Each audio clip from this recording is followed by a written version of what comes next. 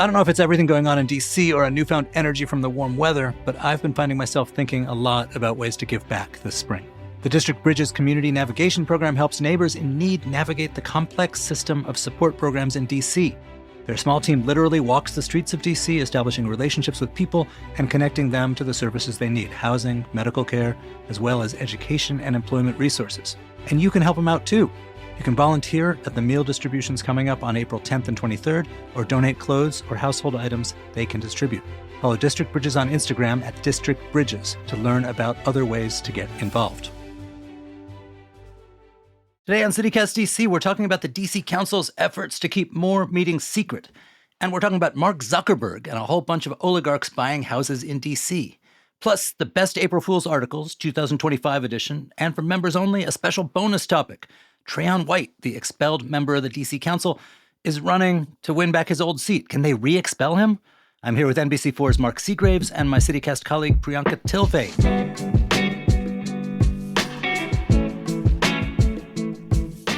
Today is Friday, April 4th. I'm Michael Schaefer, and here's what DC is talking about.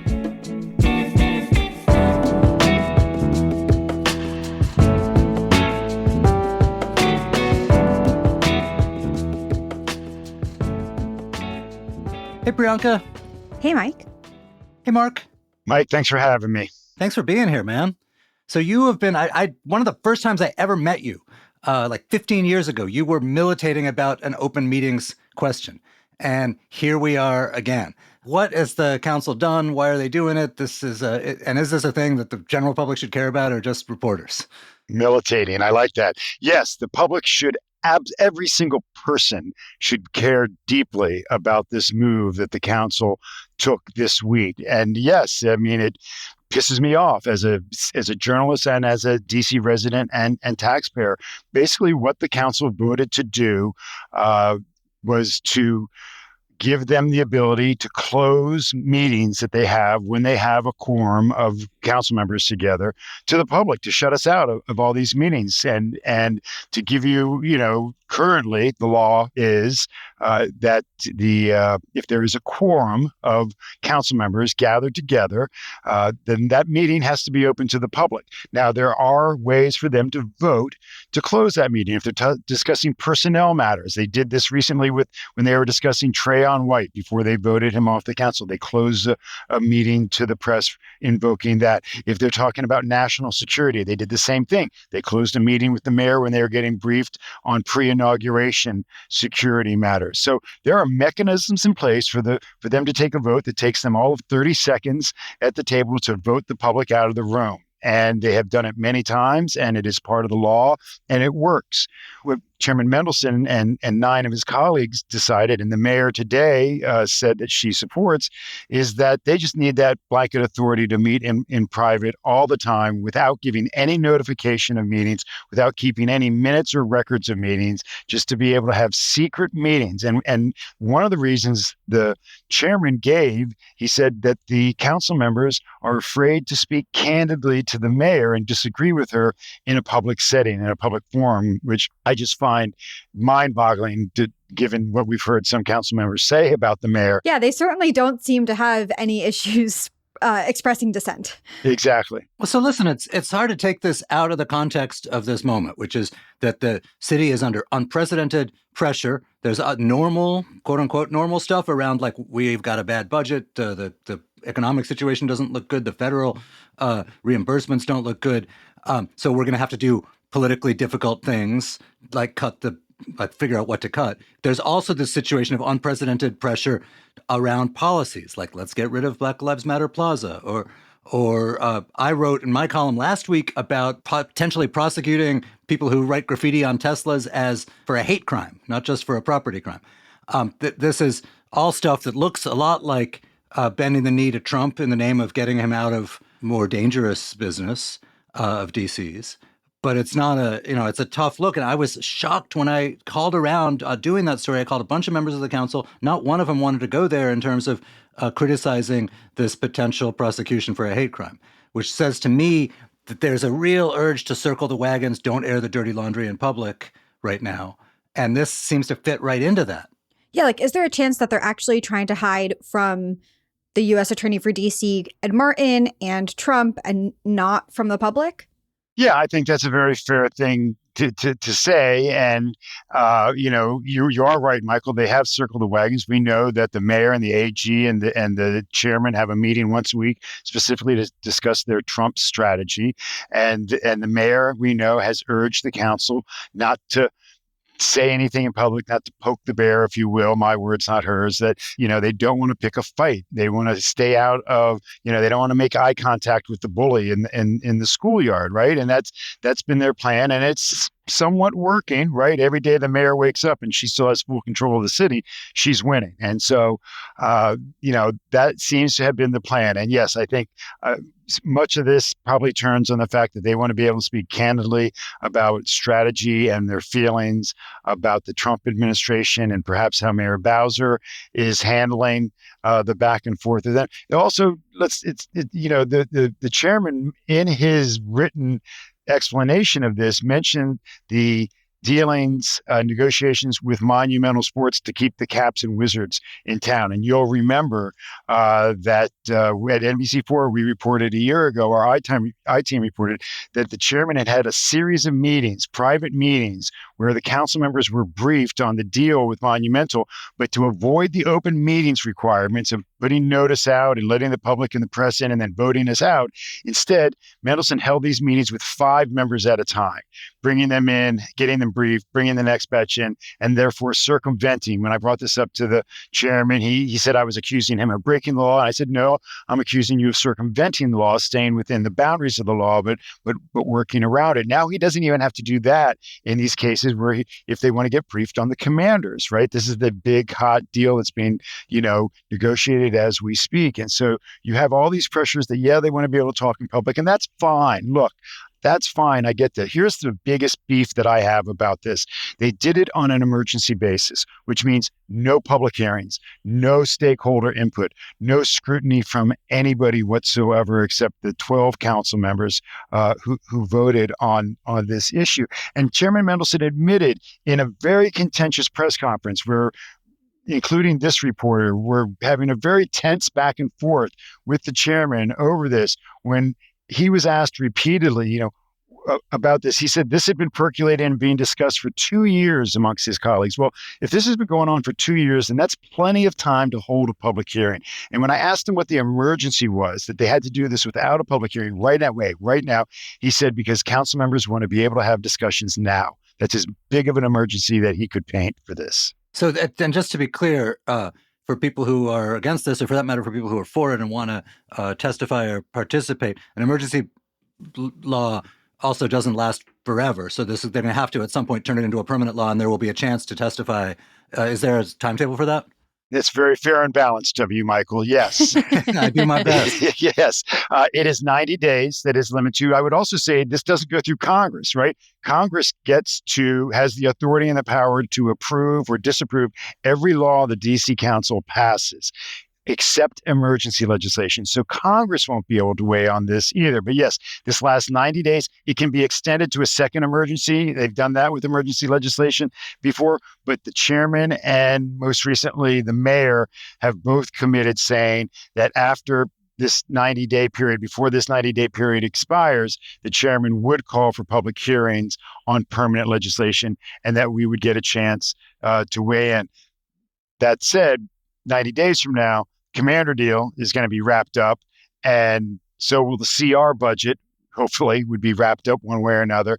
So there'll be a lot of very important things that'll be discussed in those 90 days that the public will have no idea that these meetings even took place because they don't even have to give notice now that they're going to have those meetings. Okay, so there are a bunch of council meetings that will, over the next 90 days, presumably be secret, but they can't vote in those meetings, right? So will they have to have public hearings on specific bills before voting on them? Sure. So, the thing they say is, they make no decisions, but, let me call BS on that. The fact that they don't take a vote and take action doesn't mean decisions aren't being made, that minds aren't being changed, votes aren't being influenced, and deals aren't being made. You vote for this, I'll give you that, right? I mean, I've sat around that table, look, and Michael, you mentioned this. This goes back decades when Colby King and I sat in on a council breakfast meeting and refused to leave. And Colby King started the charge. He went in by himself to one of these meetings and was removed by security. He wrote a column, called on his colleagues from the press to join him at the next meeting. I was the only reporter who showed up. Colby and I sat shoulder to shoulder in that meeting, and Linda Kropp came in. She was chairman at the time before she ran for mayor, came in that room and had us thrown out, begged us to leave the room and not to do this. And that opened the conversation, the door to the legislation that we have now that says these meetings have to be open to the public. And so this, Mayor Bowser, when she ran for mayor, her platform was accountability, open government, transparency. She wrote a lot of this legislation as a council member, and now she is saying, yes, I'm going to participate in these secret meetings. I kind of empathize with the members of the council and the mayor about something that no other city council anywhere has to do, which is protect home rule, right? Like deal with an antagonist who can just, change the rules of the game or knock the playing pieces off the table or whatever analogy you want to use. When you mentioned the stadium deal, well, that's something every kind of legislature in the world has to do, like negotiate something that is financially tricky and potentially unpopular and involves, easily demagogued thing like giving money to a billionaire. There's a lot of jobs in the world where you get to talk about things privately. They ran for a public job. So I'm curious, was anyone, there's 12 members of the council, was anyone against this? So the short is yes, you had 2 council members who voted no. Who were they? Janice Lewis-George and Ward 4, Charles Allen, Ward 6. Originally, all 12 members signed on to the original legislation that was proposed. So when it was filed with the secretary on Friday, so this is when we found out about it. We found out about it last Friday. The chairman held a press conference on Monday. They voted on Tuesday, right? So that's how much notice we were all given about this legislation. And when it was presented, all 12 members, we don't have a Ward 8, so there's only 12 now, all 12 members co-signed that legislation. Now, I don't know at what point Charles Allen decided that he had some issues with the legislation, whether it was after the press conference and the Washington Post article and all of our news reporting on Monday. I know on Monday morning, I was asking Charles Allen's staff for a comment about the legislation, and they would not provide comment until very late in the day. And then late in the day, Charles Allen did present on Monday 2 amendments that would have tweaked and in a lot of open government people's minds, they were good amendments, still allowing the council to have these secret meetings, but tweaking some of the corners of the legislation. Those amendments failed, and Charles Allen and Janice Lewis-George voted no. The other 10 council members voted yes. Yeah, I mean, it's interesting that they changed their minds. And I guess we'll just kind of have to wait and see what happens over the next 90 days, like what things they discuss in secret, what votes seem to come out of nowhere, and if they do successfully make it into permanent legislation at the end of it all. I am curious to see how many residents actually care about this and are going to show up to make their voices heard.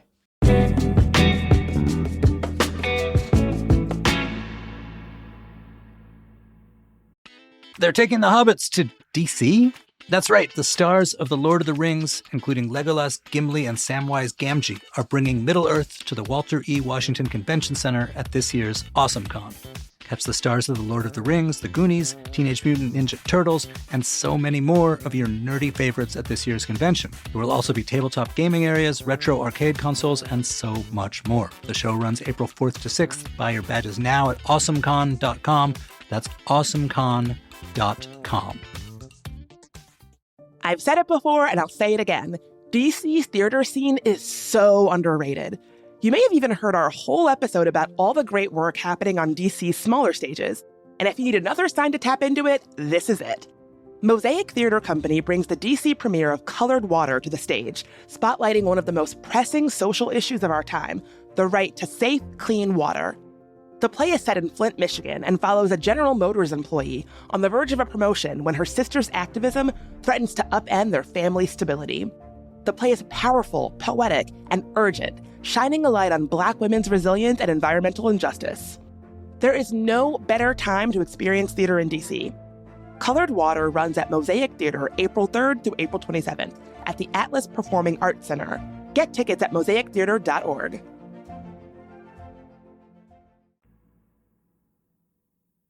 All right. So speaking of things that are off limits to the general public, uh, totally different subject. I do my best. I wrote my political column this week about, well, this is sort of a phenomenon that we've all been talking about, which is this trend of oligarchs, of big moguls, tycoons buying houses in D.C. even though they don't live here. And there was a house in the Woodland Normanstone section. It's a beautiful neighborhood full of mansions that had sold about a month ago for $23 million. There was a mystery buyer. That everything was sort of covered by an NDA, and no one knew who the buyer was. Well, it turns out it's Mark Zuckerberg. And I talked to a lot of real estate agents and folks who are watching this about, why would, people can stay at a hotel, right? Why buy a mansion? And the idea is that this is kind of a culture change in the government. The Trump administration particularly rewards people who show up and who, demonstrate a willingness to be there. The same as those tech titans standing behind Trump at the inauguration. Buying a house is a way of proving, see, I'm in. I'm so in, boss. I'm willing to buy a house in Washington, D.C. so that I can come and make FaceTime with you. Obviously, if you are a super rich billionaire, the money is no big deal. And even if you take a loss on the house eventually because you overpaid or because you don't like it or things change, you probably are figuring you're going to derive way more benefit for your company from the act of sort of doing FaceTime than from whatever you gain or lose on this piddling house. Mike, can you share how you figured this out? Because I think it was 2 weeks ago or thereabouts that we find out that this house has been sold and there's a lot of mystery around it and everyone's whispering. And for a lot of time, people thought it was Musk. And you were like, I'm going to figure out who this is. And then you did. So that's pretty cool. How did you figure it out? I mean, kind of like any reporter, half luck and half not. I've been asking around. I asked people in the neighborhood. I contacted neighbors and so on. No one knew anything. And then I was talking at random to somebody who said that somebody that she knew was going over there because Zuckerberg was there. So that wasn't, but it was all degrees of separation. So I went there and I looked on the flight tracker software, and Zuckerberg's plane had just landed at Dulles. I couldn't, it's like a big house. Something happened where there was a couple people who looked an awful lot like security. I don't know if they were, but they had, unnecessary sunglasses and looked strong enough to kill me. All of a sudden, a car was taken out of the driveway, and then 30 seconds later, clearly coordinated a SUV rolled down the block with tinted windows and went in and past a gate and so on. And I couldn't tell who it was, but it was that's not an ordinary rich person. That's there's some. And then I was able through contacts, neighbors and stuff to confirm it. I think quite understandably, somebody in that position is going to be worried about their own security. One, because of the political craziness, and Zuckerberg seems to have taken sides or at least done public stuff to look like he's much more pro MAGA, but also run of the mill, kidnapping and stuff. If you're a billionaire, I assume there's an inherent risk. So they're obvious, that's a reason not to stay in a hotel, and there's obvious worries about disclosing where you are. One of the things I thought was weird, maybe Mark will remember this too, that a lot of these tycoons who have bought here in the last 10 years, and particularly in the Trump years, they're buying in Calorama, they're buying in Massachusetts Avenue Heights. Some couple in Scott Bessent, the very rich Treasury Secretary, has a place in Georgetown. A generation ago, I think a lot of these people, particularly in a Republican administration, would have bought in the suburbs, would have been in Great Falls, would have been sort of on an estate where no one can see, because there's always been very deep-pocketed people in government. Now sort of closer in DC neighborhoods seem like the place to be. Maybe that's because of the being seen element. I don't know. Well, the thing that I don't know, as a resident here, the thing that I always think of when I see where these people are choosing to put their houses is like, yeah, not the neighborhood that I would choose. But then again, I've got a park, right? I've got to drive myself around and commute around. And some of these neighborhoods, aren't the best for that. But then again, if you're coming in fully loaded in an SUV with a motorcade, you're not really worried about parking or traffic and things of that nature. One of the things that the benefits they get for having homes in DC is the ability to entertain and have parties and have meetings and impress whoever, lobbyists, members of Congress, whatnot. It's easy to do that. What I would think the mayor and other district officials and residents might like is to see the Bezoses and the Zuckerbergs establish residency in Washington, D.C. And start paying their income tax, if they pay any at all, here in Washington, D.C. and really be a part of the meeting and show up at a community meeting in Anacostia like Michael and I did the other day and really, really act like residents and stakeholders and participants instead of just passing through, as Michael described, not worrying about their property value or whether they take a loss on the land or not. So it's it'd be interesting to know how much time these guys, Bezos, you saw what he built over there, right? He's almost never there. Yeah, is he ever there? The other thing that comes with these, we see all this with Tesla, all the Tesla angst, right? Well, at some point, do we start seeing protests outside Zuckerberg's house, outside Bezos' house? There were protests outside Bezos' house a few years ago. It was anti-monopoly Amazon. It wasn't like Trump pro or con. Then that's just another burden for the neighbors, right? And let's not forget, look, I think the Obamas still have a house here, and I'm not sure if Hillary Clinton still has her house in that same neighborhood as well. So, there are a lot of, as you said, powerful people moving back into the city proper. But I think one of the things that's happening there, and this is what neighbors told me, was, these are oligarchs, right? In the same way that, like in London, a lot of Russian oligarchs like park their money in a house. And so you have these beautiful London neighborhoods where you walk around at night and no lights are on in the houses because no one's actually there. They just own the property. And you, like around the corner or nearby to where the Zuckerberg house is, Peter Thiel has a place.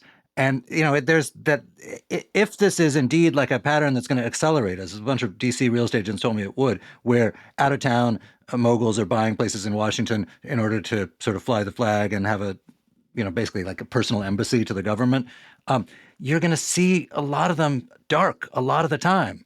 And yes, it's nice for DC to like reap the property tax, but in a neighborhood, like you kind of don't want your neighbors not to be home. The way we keep each other safe in a city is we all are home and we're looking out for one another and we notice if something shady is going on our block. Something tells me there's somebody home at Zuckerberg's and Bezos keeping an eye on at least that perimeter. No, but if I'm the teenager across the street who wants to misbehave, I'm pretty happy if it's an out-of-town oligarch buying a house because that's one less person who's probably going to call my mom if they see me doing something bad. We grew up in a different time, Michael. Segraves, you painted a very lovely picture of these billionaires getting involved in our community, and I would pay good money to Zuckerberg or Bezos to show up at their ANC meeting. I think that would be hilarious. Not that my money would do them any good. We'd all like to see that.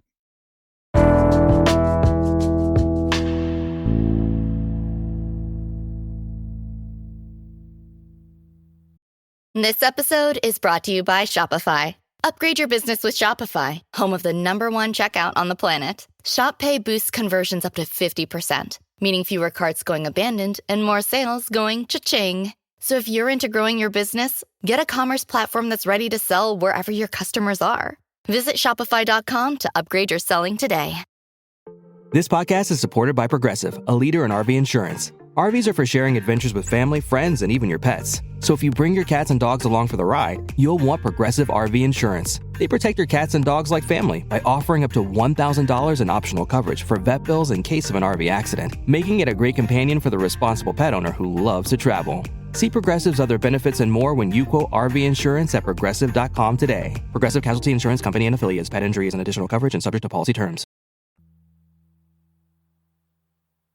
All right, so you guys, we just passed April Fool's Day, and CityCast does not do parody episodes, for the record. But Priyanka, our fearless executive producer, is obsessed with other people's parody articles, particularly about DC. What were the best fake newses, real fake news, not fake news? What were the best fake newses of April Fool's Day as far as you're concerned? Yeah, I mean, Greater Washington totally got me. They have a newsletter they send out in the early afternoon every day. And on April Fool's, their entire newsletter was fake news. You know, on April Fool's, you expect one or two, but an entire newsletter of it took me a second. I was very shocked. One of the stories that they proposed was that there's going to be a renovation, I guess, of K Street, which people have been talking about redoing K Street for years. This particular redo was going to make it into something called a spa way with lots of public pools. And instead of driving down, you would take gondolas or boats or lazy river type rafting down K Street. And they specifically said that the European company that is building the new spa at Poplar Point, that they were the ones that were going to build this K Street thing. So for a second there, I was like, they're doing what? But it was a fun picture. They had literal renderings of this fake spa way. Then there was also an article called "New Plans for RFK Site Revealed," saying that DC officials found the one use of RFK site that would be less economically productive than an NFL stadium, grazing land for low-density livestock. And the initiative is managed by Mayor Muriel Bowser's new task force, RFKale. Yeah. This seems like a great job, right? Just sitting around making up these stories. One that I thought was kind of mean was there is a fake DC director on X. This parody account has existed for a while now, but they posted a very real looking press release about congestion pricing going into effect in much of downtown starting October 1st. And because the press release looks so real and nowhere do they admit that this is an April Fool's, the only way you would know is by knowing that DC is nowhere near doing this right now. But I thought that one was mean because I do think that a lot of people probably saw it and scrambled for a second. So I'll tell you, I'll date myself. If you go back about 15 years ago, Mary Che, who was the former Ward 3 council member, loved April Fool's Day and would routinely put out legislation or press releases on April Fool's Day. And one year she did it, a budget amendment or something to that effect, where she was going to merge a couple of deputy mayor and mayoral offices and use the funding to support the Washington Post Peeps contest that they would have. And it was so popular every time that she would do this that she had to delay it 1 year because April Fool's was conflicting with the announcements for candidacy for, I think, the mayor's race that year. And so she held off, and I think she did everything like either the next day or the day before. But Mary Che, very much appreciative of April Fool's Day. Awesome. Well, we got to get one of those, the current bunch, to start to pick up that mantle. Yeah, some joy. They're not as fun anymore as they used to be. No one is. Well, listen, Priyanka, Mark, and everyone, thanks for listening to CityCast DC. Today, paid subscribers get a bonus 4th roundup chat. This week, we're talking about Trayon White. If you want to be sure you always get the full episode, become a member. Head to membership.citycast.fm and sign up. It's only $8 a month, and members get ad-free listening and an extra events newsletter from our newsletter writer, Kayla. Again, that's membership.citycast.fm.